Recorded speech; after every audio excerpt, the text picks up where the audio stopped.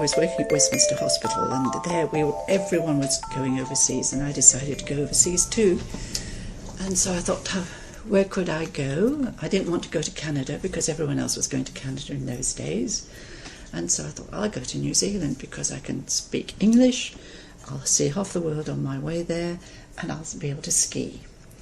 So I applied to come out as an assisted immigrant, and it was £10 in those days.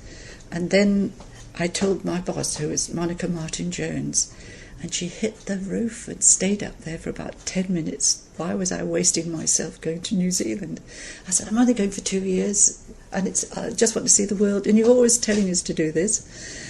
And so she stopped and came down, and I carried on with my application.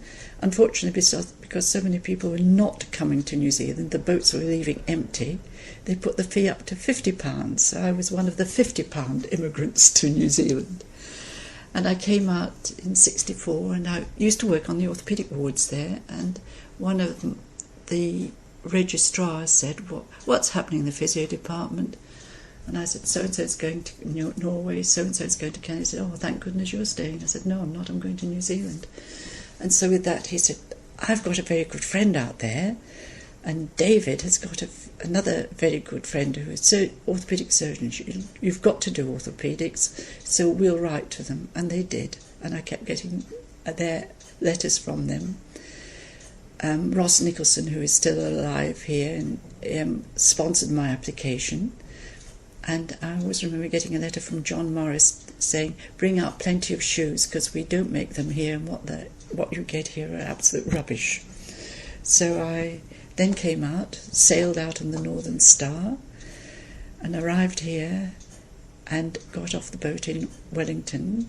We had to send all our qualifications, the originals, to the physiotherapy board. So I called in at the physiotherapy board to get them all back, and met Glenn Park there, who was one of the instrumental people in pushing for the school up in Auckland. And so that was my first introduction to the physiotherapy board. Came up by train, and then started work at Middlemore with Betty Peacock in charge, and Robbie, Mr. Robinson, who is, I can't remember his Christian name, who was the deputy charge. And I was put to work on Ward 18 with John Morris.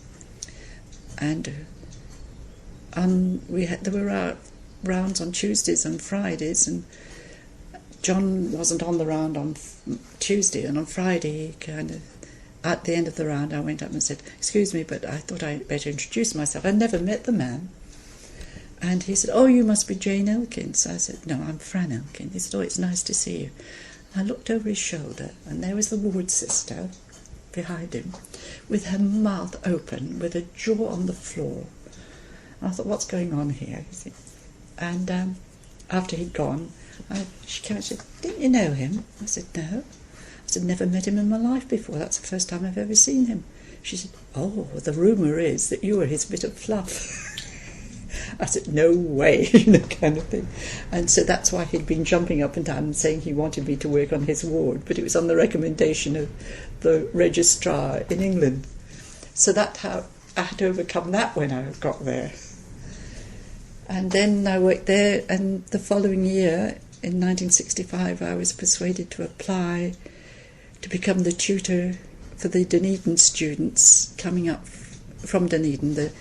They had about 13 to 15 coming up to Auckland.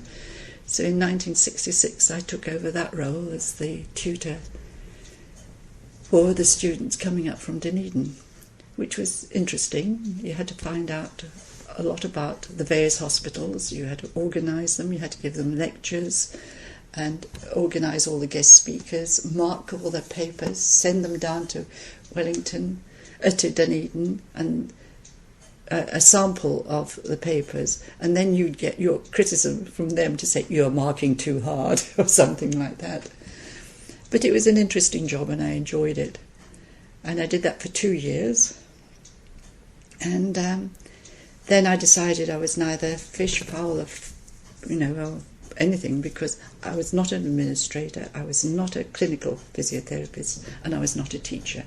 So I decided that I was go back to Middlemore, so I went back to Middlemore as a senior physio and worked up on, I think, Ward 20 and on intensive care, and carried on there. And then unfortunately Betty Peacock, who was the charge physiotherapist, got cancer, and so she decided to resign as charge physio, and Robbie came and said apply for it. He wasn't going to, so I applied and got the charge job, which was fascinating because they were just about to start the development of a new physiotherapy department, and so I was able to have a little bit of input into the design of it and also the commissioning of it.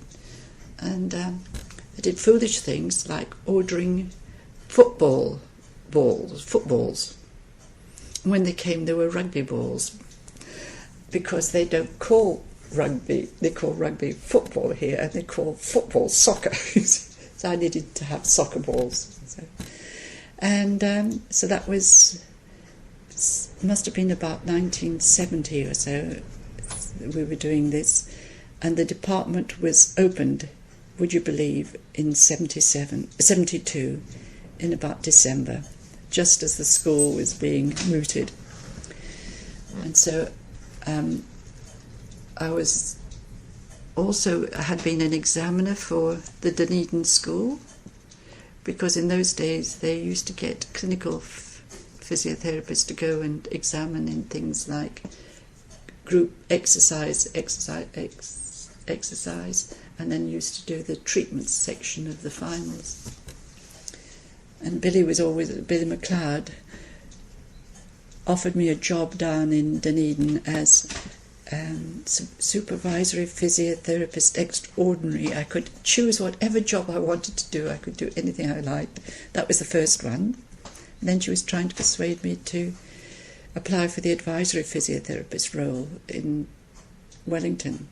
And I duly put in an application, went down and had an interview, came back and went and sat with some friends for all that night. I said, I don't want it. I don't want to sit behind a desk. I want to be a physio.